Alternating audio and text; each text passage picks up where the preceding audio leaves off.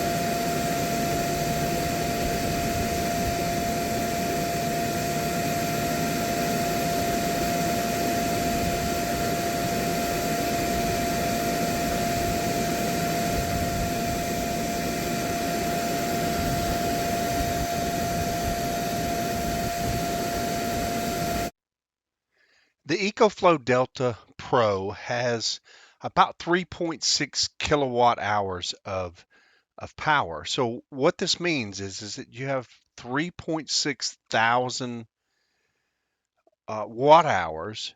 And since our blowers are using about 925 watts, you get close to 4 hours out of each charge when you're using the Delta Pro.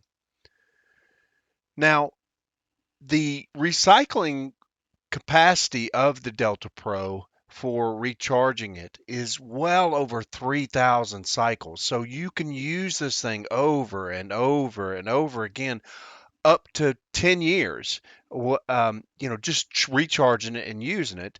And if you use it in such a way that you use less of a charge, you'll actually extend that out even further, up to even 20 years. So there's really no reason, you know, as far as a downside of the actual charging and discharging, as long as you're within those watts and with those within the length of time that you need. If you can get your event done in 4 hours, this thing could literally power your unit for those 4 hours.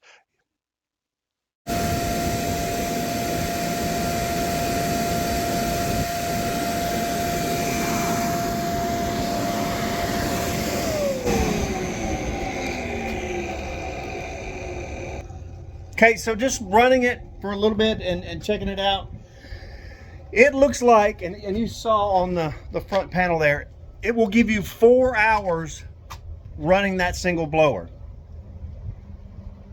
So, well, I mean, most events are fall within that range. So you could definitely use an Ecoflow or one of the e-batteries, if it was comparable to this as far as size, to use it in one of your events.